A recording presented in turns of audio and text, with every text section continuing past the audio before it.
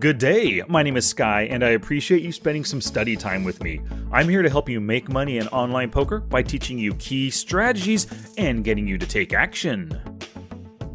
I'm really excited for today's episode because I get to give you 11 tips for more poker profits. Now, we play poker for fun quite often, hanging out with our friends, trying to build our skills, challenging ourselves, but ultimately, we want to earn money on the felt. So you've got to take notes on these 11 poker tips.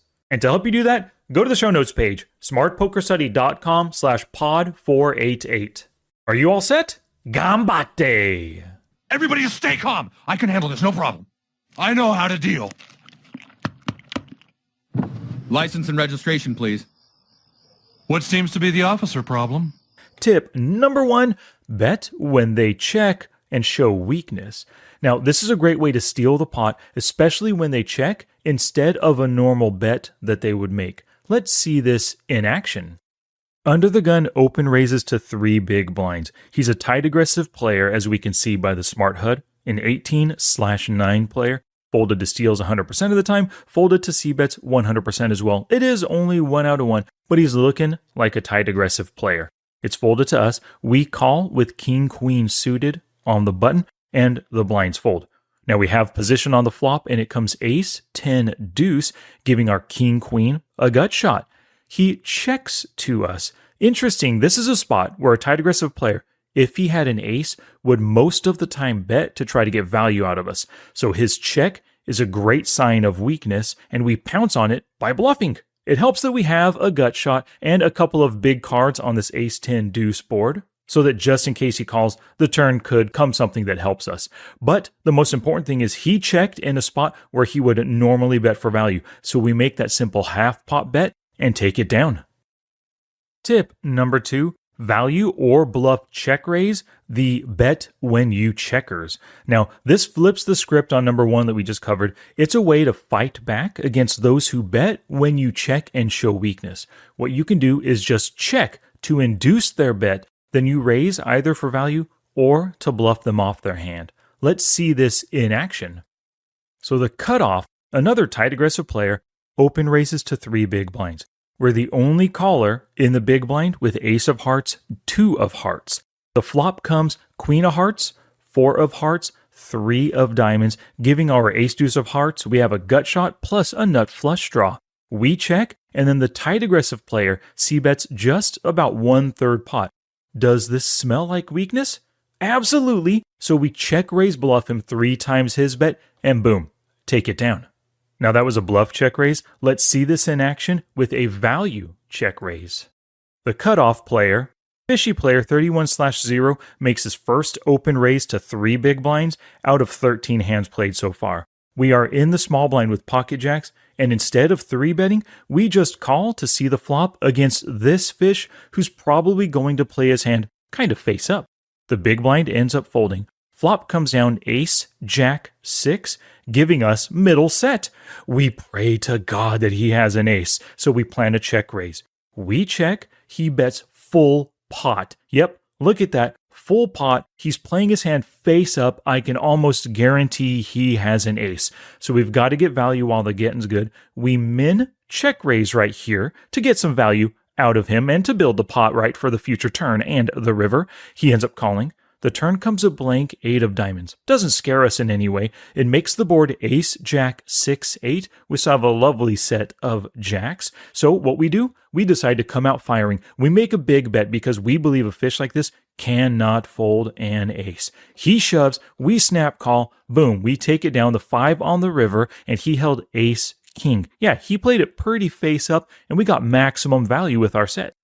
Now this next part is critical.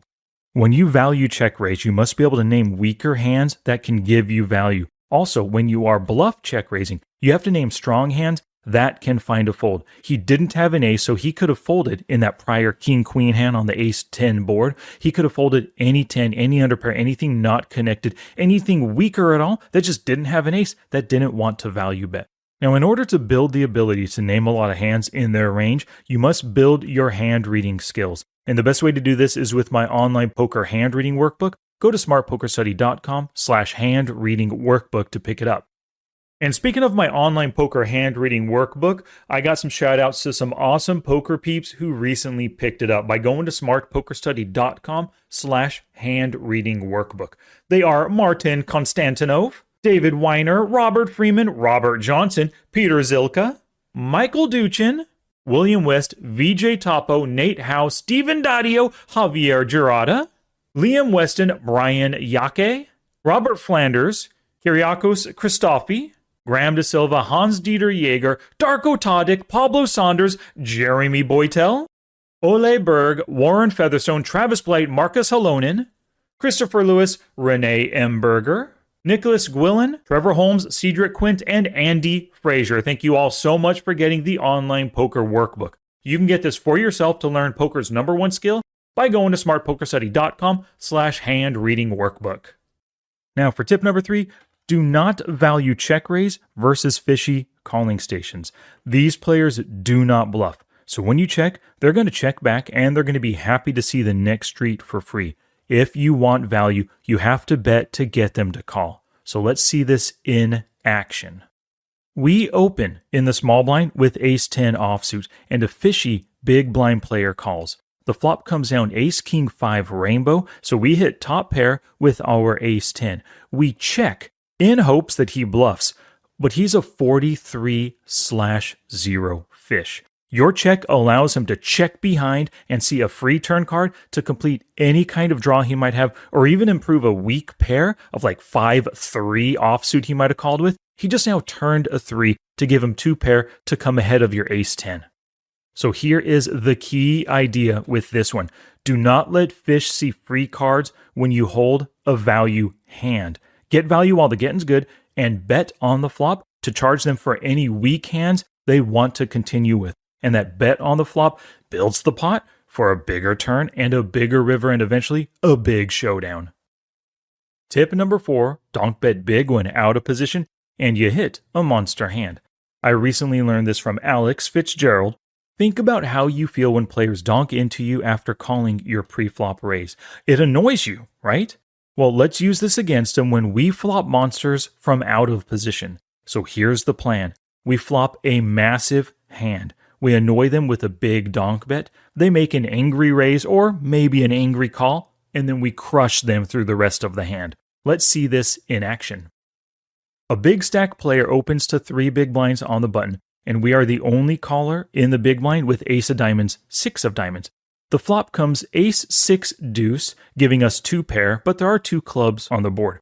But we decide, because we flop so big, we decide to donk bet 4.5 into the 6.5 big blind pot. He just calls, and the turn comes a blank 9 of hearts, making the board ace-6 deuce 9 with a couple of clubs still. We have our 2-pair hand with ace-6, so we fire 18 big blinds into 15.5, trying to really up the annoyance factor by overbetting for value here, and he calls. The river comes a non-club 10 of hearts, making that final board ace-6 deuce 9 10 with a busted flush draw. We want value here with our 2-pair hand, so we only bet 20 into the 51.5 big blind pot. He folds. But here's the thing, through the magic of Ignition Poker, with whole cards exposed 24 hours later, we get to see that he actually had the king deuce of clubs. So we flopped the flush draw plus a pair. We bet we got maximum value out of this player that just could not fold. Such a potentially lovely draw. And I really like how we donk bet that flop, so we didn't allow him to just check behind to potentially see a free deuce on the turn or even a club to beat us. Tip number 5. Get value while the getting's good. So when you flop a strong hand, it is your job to get as much value as possible.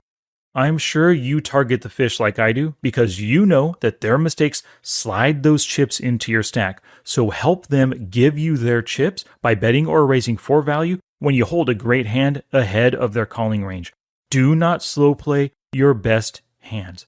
Now, sometimes they're going to fold versus your value bets, but don't let this get you down and never frown when you take it down.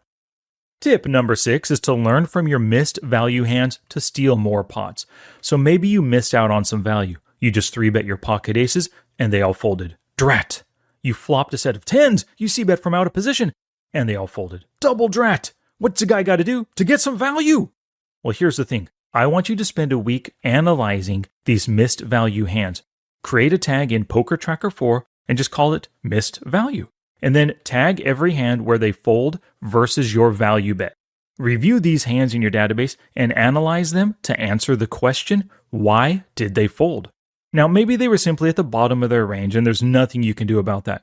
But maybe you value bet too big. So could they have called a half pot or 1/3 pot bet instead of folding to your 2/3 pot bet? Maybe the board is so scary and they realize that you would only bet with that super strong hand.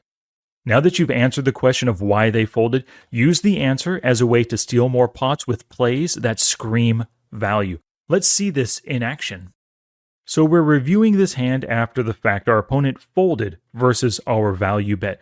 Now if we look here, we get a limper from under the gun, a few folds. We are in the big blind with ace of diamonds, queen of diamonds. We're a tight player, right? 14-14 player. So we ISO raise from the big blind versus this limper. We make it 4 big blinds. The limper called, and we flop 2 overcards plus a flush draw on the jack deuce 3 board. We c-bet, and then they make a min raise, but we have so much equity with our flush draw, backdoor straight, 2 overcards. We're kind of, interested in continuing. We do not want to fold just yet. So we end up calling their min raise. Now that turn comes down a lovely queen of clubs, giving us top pair, top kicker. We still have our flush draw, with that board being jack deuce 3 queen, and we have ace queen of diamonds. So because he just raised on that prior street, we think he likes his hand. So we decide to check in order to check raise. He makes it 40% pot, and then we come over the top 3x. We make it 30 big blinds over his 10 big blind barrel, and he folds. Drat. But we got to ask ourselves, why did they fold? Maybe because a tight player, remember we're 14-14 from out of position, we bet and then called on the flop, and now we check raise the turn? That signifies a huge value hand. So maybe next time we should use this kind of opportunity to bluff check raise the turn with anything weaker. We can use the idea of this hand to exploit them in the future and steal more pots. Tip number 7 is to fight with equity. There's one thing all of those prior hand examples had in common. It's that we fought with a hand that held equity in the pot. Now, it might have been a made hand or a good drawing hand equity, but in every instance, we had more than just betting as a way to win the pot.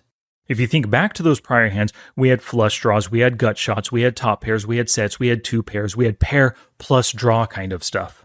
So if you have little to no equity in the hand, either because you don't connect with the board or because your opponent's range is so far ahead of you, it's okay to just exit the hand. Fighting for pots with little equity often leads to spewing chips at your opponents. So speaking of spewing chips, tip number 8, let the lags spew into you. Ultra-aggressive players, they love to spew chips at you. They understand that aggression wins in poker, and they hope that betting street after street, it's going to get you to fold. But they often don't notice the signs that you won't fold. So you exploit these lag players by just calling them down when you have a solid top pair hand. Now I know, it can be scary, especially when their bets grow each street, but you are exploiting their spewy tendencies, so just strap in for the ride. So let's see this in action. This 58-38 lag player opens to 3.6 big blinds in the small blind. You just call with your king-jack off in the big blind. The flop comes down, king 10-6 rainbow. You flop a lovely top pair hand versus that ultra-aggressive maniac here. So on that flop, he c-bets half pot, and you just call with your top pair hand. You're stringing him along. Another 6 hits the turn, making the board 10-6, king 6, and you've got that king-jack for 2 pair kings and 6s. Now he barrels 2/3 pot, and you just call. The river comes another 6, making that final board 10-6, king 6-6, giving you a pretty good full house. But now that lag player bets full pot. He's increased his bet size street by street, half, 2/3, full pot on the river. So it is possible he has the 4th 6 for quad 6s or even pocket aces at this point, or maybe even pocket kings or 10s for a higher full house. So you decide to just call. He turns over 4-3 offsuit, a hand with almost zero equity from the start that he chose to triple barrel bluff with. Your call ends up winning you a lovely 92 big blind And it's interesting to note that Villain ignored tip number 6 to fight with equity. His 4-3 offsuit on the King 10-6, he just had 2 undercards to the board and maybe a backdoor straight draw, but very, very little equity, especially from out of position fighting for this and losing almost 50 big blinds in the process. Tip number 9, take your hand off of your mouse for growing pots. A big blind saved is a big blind earned. So to avoid finger tilt and save yourself from those mistakes and losing big blinds, take your hand off the mouse to give yourself time to think through each situation. Now, these are the most common spots where finger tilt can happen. Being dealt a big pocket pair, hitting top pair on a wet board, the pot is growing and you're facing huge bets or raises, the turn or river is a scare card for you, or maybe you're angry and tilting and you want revenge on this opponent that you're up against right now. Tip number 10, play when you are capable of playing at your best. So as online players, poker's open 24/7 for us. But that does not mean that we should just play at any random time or in any random state of mind. Play when you know you can be in a game mindset. I'm a morning person, so I like playing in the morning because that's when my mind is firing. However, if you're a night owl and you're groggy in the morning, even after drinking coffee, don't play in the morning. Maybe devote some poker time to studying instead. This was just going to be a 10-tip list, but then I thought, let's give them one more to grow on. So here's your bonus tip number 11 to help you grow your poker profits. Replace calls with 3-bets. Now, there's a pattern that I found with myself and all of my students. It's that our 3-bet win rate is greater than our call 2-bet win rate. Let's take a look at my numbers for the year so far. 22,000 hands played this year. My 3-betting as a percentage is 6.3%. I've been calling this year so far 8.84. So I'm making more calls than I am 3-bets. But here's the thing. If we look at my 3-bet win rate, 3-betting, positive 607 big blinds per 100 hands, which means on average I'm earning 6.07 big blinds every time I 3-bet. But what is my win rate when I'm calling those 2-bets? Well, shameful. Positive 12.5 big blinds per 100 hands. Each call makes me only 0.12 big blinds. So that begs the question, right? Why the heck am I calling more than I'm 3-betting?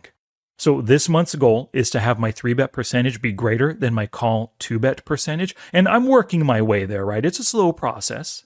But this might be a worthy goal for you to achieve or to strive for on your own.